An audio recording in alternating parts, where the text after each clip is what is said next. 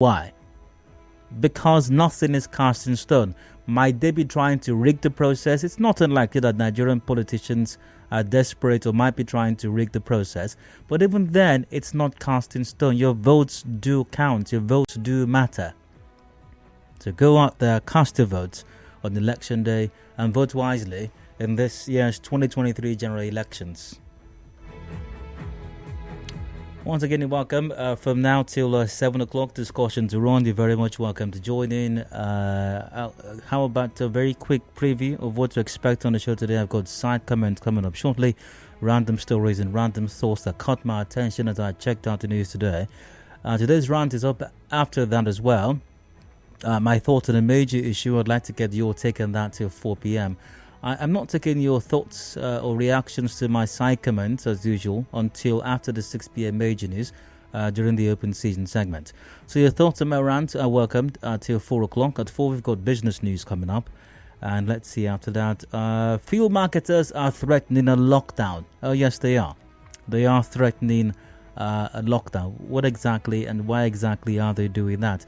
Well, story here from the Tribune. 195 pump price, showdown looms as fuel marketers plan lockdown Monday. Now here's a bit of the story. Independent marketers of premium motor spirit, popularly called petrol, plan a lockdown on their operations beginning Monday once the government starts enforcing the 195 naira per litre pump price. The Punch newspaper gathered on Saturday that the Nigerian National Petroleum Company Limited, Major Oil Marketers Association of Nigeria, Depot and Petroleum Products Marketers Association of Nigeria, Independent Petroleum Marketers Association of Nigeria, security agencies and the downstream regulator had all agreed that petrol is sold at 195 naira per litre. All marketers said the agreement was reached at a meeting in Abuja on Tuesday as participants resolved that beginning from Monday, February 6, 2023, the pump price of petrol should not exceed 195 naira a litre, a development which dealers, particularly independent marketers, described as tough due to the high ex-depot price of the commodity. They told the press that to avoid having their outlets sanctioned, many filling stations operated by independent marketers would be shut down from Monday, as it made no business sense to sell a product lower than the cost price. Now, this will further prolong the petrol scarcity and cures in many parts of the country as independent marketers control about 80% of filling stations nationwide. Now, IPMAN's national president, Debo Ahmed, told The Punch that the approved ex-depot petrol price was recently raised from 148 naira per litre by the NNPCL to 172 naira per litre. Still, depots hardly dispense the commodity at this cost. All right. So we'll take a look at this development in the 4 o'clock hour. Of course, I'll be asking you, because obviously something is not right about this entire situation. The issue of the scarcity of petrol at the moment, the issue of the horrendous hiking price of the commodity even when it's available. Petrol is being sold in Port Harcourt in Rivers State now for about 450 naira on the average. In many filling stations, some 400, 450, it went as high as 500 at some point in some stations. And the federal government insists that it should not be sold at that price. The marketers are saying, no, that's the price we have to sell it for it to make any business sense to us. So who is not telling the whole truth as far as the pump price of petrol is concerned? I'd like to get your take on that in the 4 o'clock hour. Also, I'll be speaking with Anietie Udo. He's Public Relations Officer for Pengasan. He'll join me for that conversation in the 4 o'clock hour. After the business news, that takes us to 5. At 5 o'clock, the news update comes up. INEC tests BVAS. Yes, remember the BVAS. Some mock accreditation took place reportedly over the weekend. Some item on our news earlier today on that, I do believe. Yeah, the Bimodal Voters Accreditation System, BVAS, was tested on Saturday in a mock accreditation exercise held across the country. Both INEC and voters expressed satisfaction with the BVAS machine ahead of the general elections. Remember, BVAS is the electronic device designed to read PVCs and authenticate voters using the voters' fingerprints to prove they are eligible to vote at a particular polling unit. So It was tested over the weekend in some mock accreditation exercise across the country, including here in Rivers State as well. So, how exactly did that go? In your estimation, does INEC look prepared and all set to conduct the general elections? We'll discuss the mock accreditation exercise over the weekend, how BVAS performed, what challenges INEC may have faced with that, what hiccups there were, if any at all, what the result of the mock exercise was, what INEC is doing to clear up or address any hiccups that may have been experienced over the exercise. We'll look at all of this at the 5 o'clock hour. I'll be joined by Geraldine Kelemo. She's PRO for INEC here in Rivers State. She'll join me for that conversation in the 5 o'clock hour. After the updates, of course, we've got headlines at 5:30 p.m. The major news comes up top of the hour at 6. A review of all of these matters, including my side comment, is up after that till about 7 when the show wraps up for today. By 7, the sports gang are in for extra time, bringing you details from the world of sports, especially major sporting activities the world over, with a healthy slice of Arsenal's awesomeness as well, which is being contested. If the messages that I'm receiving via WhatsApp now are anything to go by, yes, Arsenal's awesomeness is being contested by some members of the opposition who no doubt have been sponsored possibly by ISIS, Hezbollah, or Chelsea or Man U fans, very likely. So here are some of the messages that have come in via WhatsApp now, and I'm sure that they are simply player hating. This one goes, Dyer, don't forget to play Arsenal moment for your team's lost out of honesty. Afternoon, Dyer. The absence of Arsenal moment is sponsored by Everton. World leaders are not asking for it again. And that's from Dave. Everton 1, Arsenal 0. Will there be an Arsenal moment? That's from Sammy. Good evening, Dyer. Don't forget your Arsenal moment. As a Man U fan, I want to hear it. That's from Father Stanley. Good day, Dyer. Arsenal moment, please. Bad belly people think that Arsenal has started falling. Well, the reverse is the case. When I saw how Man City lost to Tottenham, I said, yes, God of Arsenal is at work. That's from Matthias. Arsenal moment, please, by the good people of Rivers State. That's from Ubong. And in case you're wondering, in case you didn't see the games, by the way, and you have no idea what happened, so here's some background. Arsenal played over the weekend, no surprises there, in the English Premier League. It was against Everton. Yeah, it was away, as a matter of fact, away at Everton. I think that was I think it was on Saturday, I suppose, the game. And as well, expectedly, Arsenal should have won the game. Arsenal did not win that game. Arsenal lost 1-0 away at Everton. And that caught Arsenal's lead. It didn't cut the lead, actually. Arsenal was still topping by 5 points. Arsenal could have extended the lead between itself and second place Manchester City to 8 points, but that did not happen. So it remained 5 points. Then Man City played, was it yesterday? Yesterday, away at Tottenham Hotspur. And I know the haters were expecting City to win that game and then cut the lead by 3 points to 2 points. But it did not happen. Tottenham Hotspur lost yesterday Man City lost yesterday to Tottenham Hotspur. And so it is still Arsenal 50 points, Man City 45 points. And guess what? Arsenal still has a game in hand after having played 20 matches this season. Man City have played 21 matches. United, most of the other teams have played 21 matches. So Arsenal still 5 points ahead of City with a chance of making it 8 points after winning the game in hand. So Arsenal still very much in the driver's seat as far as the EPL this season is concerned. The haters are always going to hate, no doubt about that. But in spite of the loss, the whole world is still deserving of an Arsenal moment. So enjoy it, and I'll be back in a bit.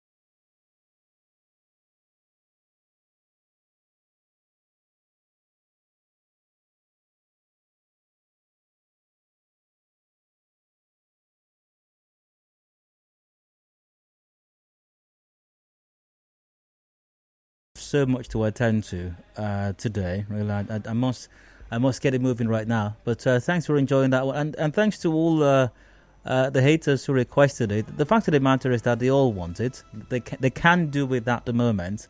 They all enjoy the moment. They all enjoy the moment. Yes, indeed. All right, so moving on with more side comments, random stories, and random thoughts that caught my attention as I checked out the news today. Let's see.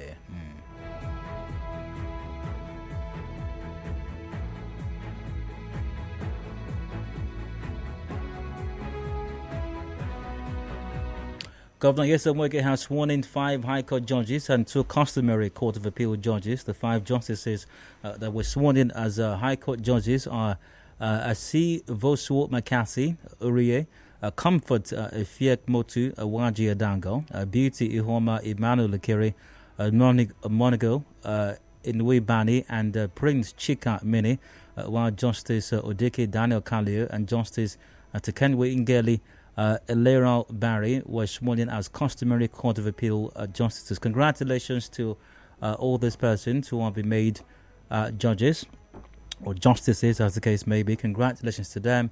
I don't think it's necessary, but in this day and age, in the times that we are in Nigeria, sometimes even the necessary has become necessary right now. So I think it's important to remind these persons of the very high calling that's been placed on them. You know, the very high calling to which they have been called, the humongous responsibility resting on their shoulders right now.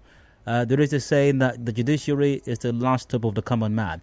That saying has been very much questioned in Nigeria, including Rivers State, for some time right now. I hope that these persons who have been elevated thus will bring new meaning and renewed faith in that saying that the judiciary is the final hope of the common man. And before the law, everybody is the same.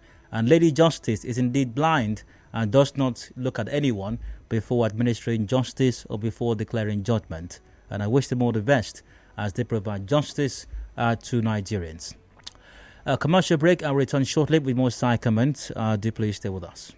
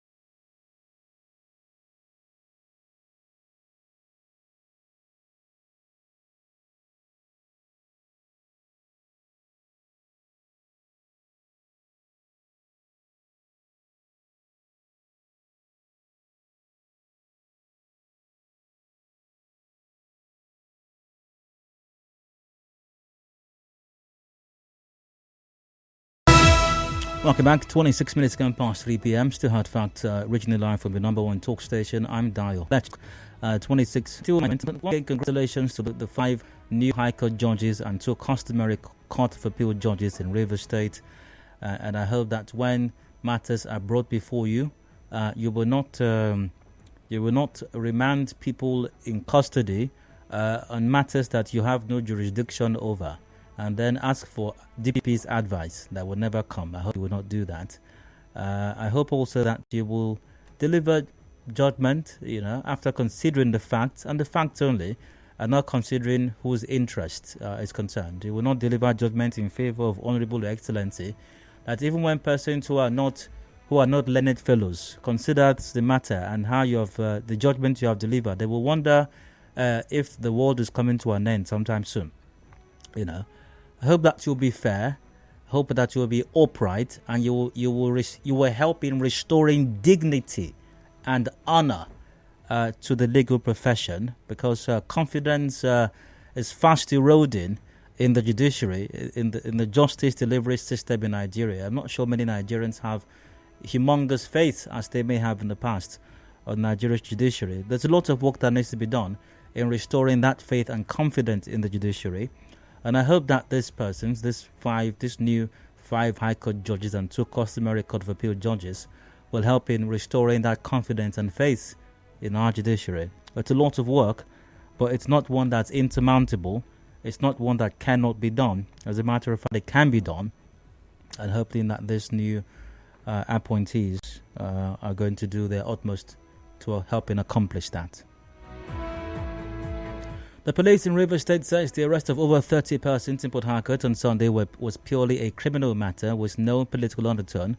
There were reports that about 30 members of the Atiku support organization were arrested by armed policemen during a meeting yesterday in Port Harcourt. In a statement today, police spokesperson in the state, Grace Iringe-Koko, said the police in the state have been carrying out targeted raids of criminal hideouts because of the incident of court clashes that have been recorded lately. Well, that's a good thing. If this is purely about clamping down on criminal elements, it's a good thing. As long as there is no, as the police have said, there is no political undertone. But to calm mind, well, I do concede I haven't seen Grace Iringe-Koko's statement myself, but I hope it does contain some details as to the nature of this criminal incident that's been talked about and court clashes and all that. And if you carried out a raid, by the way, what is the result of this particular raid? Maybe you can't always give reports of every raid and what the outcomes were. But if one in particular has been mentioned and has become the subject of some controversy, it's not enough to give a blanket statement and say that there are targeted raids of criminal hideouts because of incidents of court clashes. So in this particular incident, where 30 persons were said to have been arrested, or over 30 persons, what has been the result? Was it based on some ongoing investigation? So how many persons were arrested specifically? Are they 25? Are they 29? Are they 32? Do we find them? Are we indicting them? Do we suspect that they have committed some crime? Are we prosecuting them? And I'm not saying, once again, I'm not referring to every raid. I'm referring to this particular raid. So of these 29 persons, of these 30 persons, of these 32 persons, how many of them do we suspect of being criminals or having committed a crime particularly? What were they doing when they were arrested? Where exactly were they when we arrested them? Are we charging them to court? If we're charging them to court, what is the offense? What are we charging them of having committed? There needs to be some specificity to this particular case, just to calm any nerves out there that might suspect that there is a political undertone to this, But kudos to the police for doing their job, especially if this is purely a matter of addressing crime and if there are no political undertones. But while that may have been going on, the spokesperson of the APC campaign council in Rivers State, Shugbe Eli, says thugs in police uniforms riding in Hillock's van stormed the venue of their rally this morning in Umunachi community, Umuma local government area, pulling down canopies and vandalized vehicles parked at the venue. And he's accused the PDP in the state of being behind the attack. Well, everybody appears to be accusing the PDP of doing that. Every other political party in Rivers State, or almost every other party, appears to be accusing the PDP of vandalizing their campaign materials or attacking them at campaign grounds or even entirely blocking them from reaching the campaign venues. These are serious allegations because there's no nice way of putting it. It amounts to an attempt, if they are actually the case, it amounts to an attempt to prevent the democratic process from playing out smoothly. And it's worthy of police investigation. So what is the police doing about this? There have been reports, I remember sometime last week, from the STP's governorship candidate in Rivers State, Senator Magnus Abe, that these persons, at least in some localities, are not unknown people. They are known people. They are identified. The vehicles that were parked that blocked the roads, the owners are known. Some of those who were alleged to have sponsored these attacks came with the thugs, that they were present there. They are known. These are grievous allegations. What is the police in Rivers State doing about that? Because reportedly these attacks took place. In many of these cases, if not all of those cases, police officers were present there providing security for the party members who went there for campaign. So what is the police doing about this? What is the police doing about this? CP Okong Effiong, what are you doing about this? Or is the police going to look the other way while reportedly, allegedly, party faithfuls are being attacked by some persons, whoever they are, while they go about what is constitutionally guaranteed, by the way. And in many cases, these persons say they did not use government facilities. They are not using a government school. They are not using any other government facility. So Order 21 or Executive Order 22 does not apply to them. And even if possibly in some instance Executive Order 21 or 22 was violated, it is not the job of hoodlums or party members or even government officials to attack or destroy canopies or break chairs or disrupt campaign activity. It is not their job. It is not SSG's job. It is not any commissioner's job. It is not a local government chairman's job. It is not party faithful's job. It's not even the governor's job to stop that. We have the authorities. We have the police. A breach of the law, any law, should be reported to the authorities, in this case the police, and they will take appropriate action. Not party members destroying stuff, breaking things, and stopping people from accessing campaign grounds. No, that is a recipe for anarchy. So CP Okong Effiong here's hoping that the police, your River State Police Command, will do the right thing and ensure everybody can exercise their rights as far as the democratic process and the build-up to the general elections are concerned.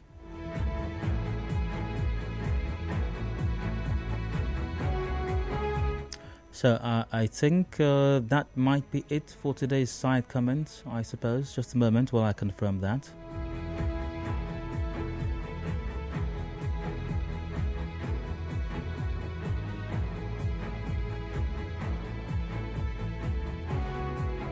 Yep, I think that's going to be it for today's side comments. So many thanks for staying tuned to that. And once again, you have any thoughts on my side comments, I will discuss those in some detail after the 6 p.m. major news later on the show today during the open season segment. I'll go for a quick break, and when I return, today's round comes up. Do please stay with us.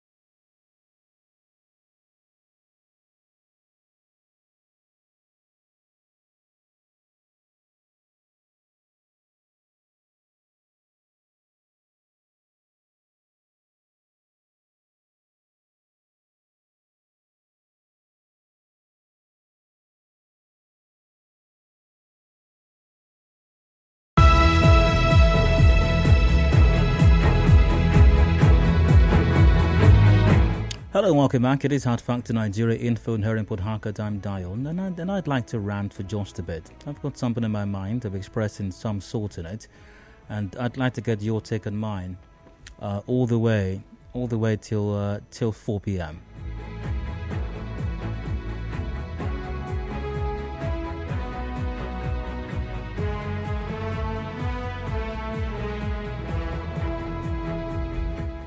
Well, it's today's rant. Like I've said severally, every rant is an attempt at reminding us of something that we usually already know.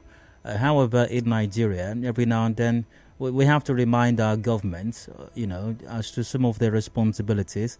Not the worst thing in the world, I might say, because you may have heard it said at some point or sometimes that. The government is the people are the government, and while government, or especially persons who are either elected into office or appointed to positions, have very clear specified roles, the fact of the matter is that as far as governance is concerned, the people have a responsibility as well. The left, that is. And the media especially, the press especially, has a humongous responsibility also to call government to order, to check government, to make government accountable to the people. So reminding governments at whatever level and across the country as well of all the responsibilities sometimes is a duty that every citizen must play, and especially the media for that matter. So today's rant is especially a reminder to government that enforcement of the law is not necessarily an advisory responsibility. Enforcement of law is not an advisory responsibility. No, it's not. And what do I mean by that? The law, anything that constitutes law, implies that it must be adhered to. Once something is the law, it must be adhered to. It's not optional. It's not whether or not you feel like it. It's not a case of if you are in the mood to. The law is something that's sacrosanct. The law is something that must be obeyed by everybody, irrespective of your status, irrespective of your that justice exists not before the creation of law enforces itself. The law is an inanimate object. To force the law, and this is where government and government agencies or government agents come in.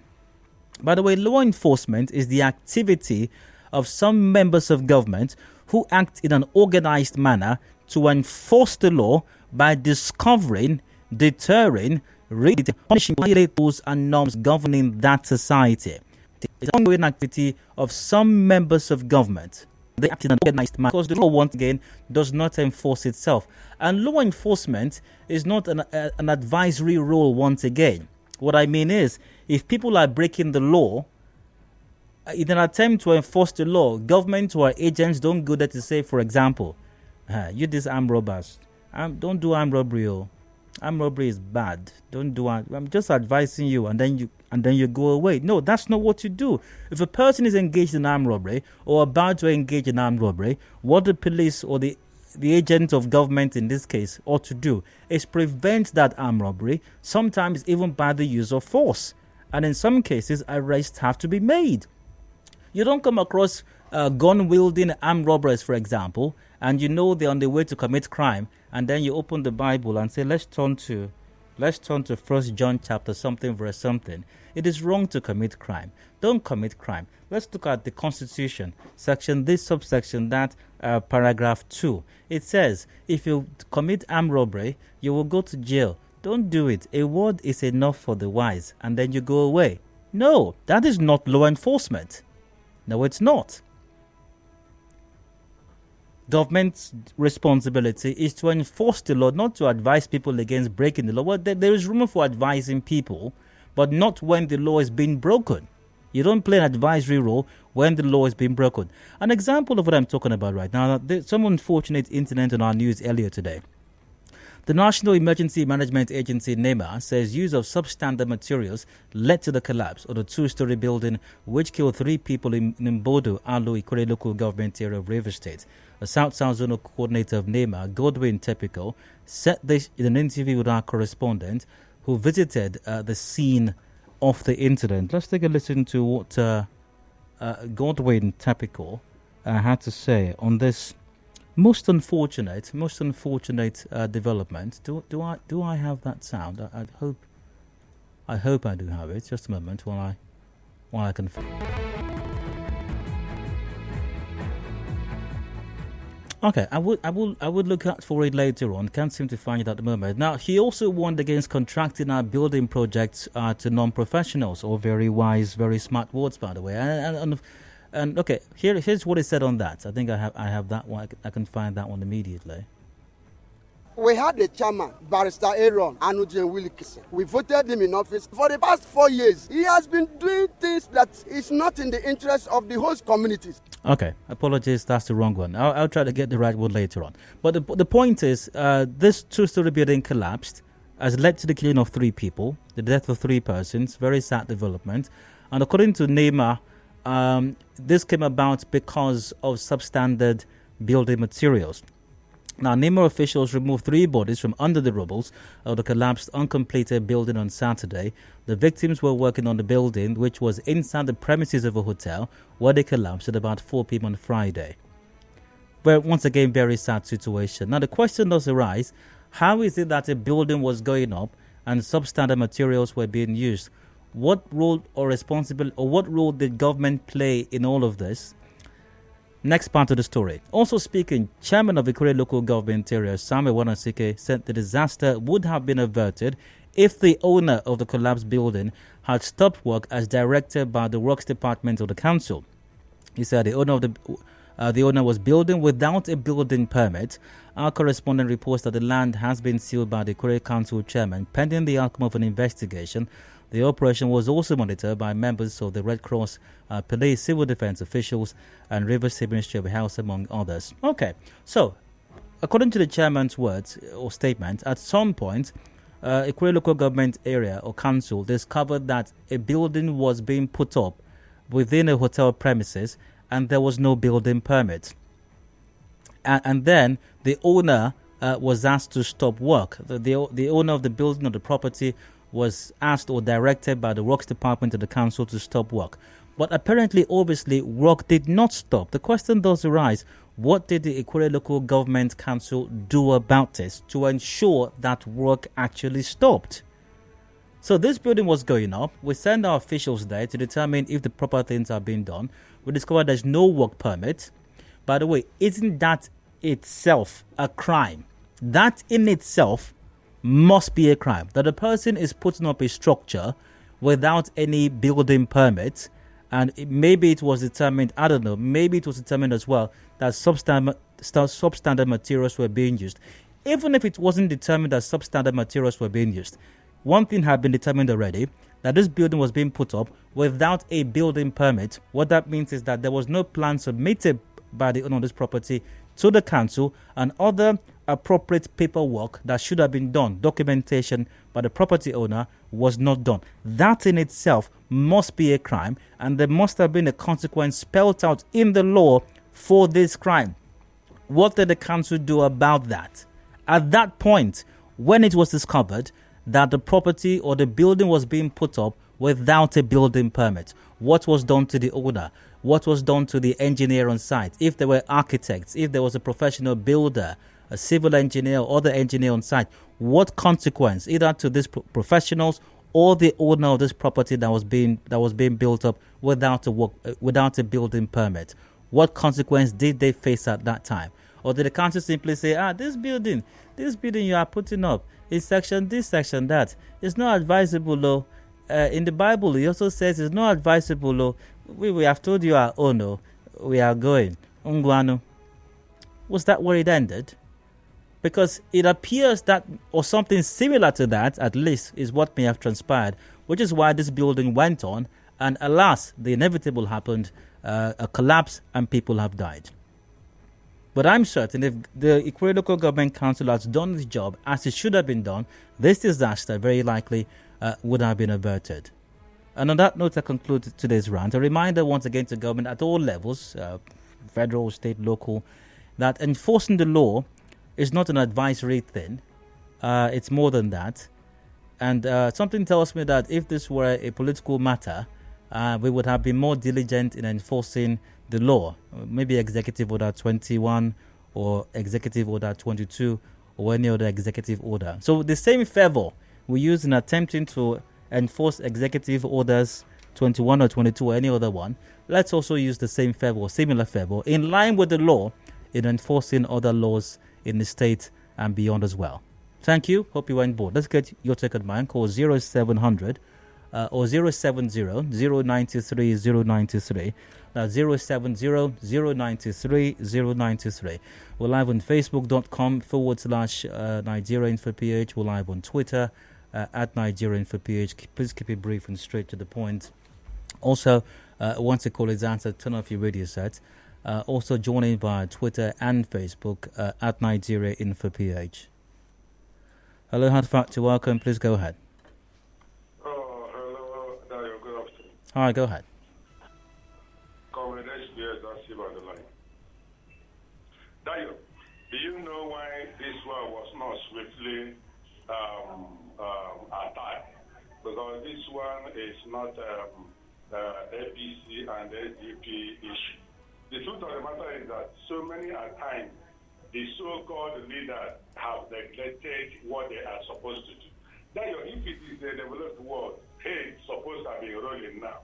The local government chairman who is aware from onset will be in trouble. The people who, when their roads stop work, and the engineers or whoever that protects anything there, including the owner of the work.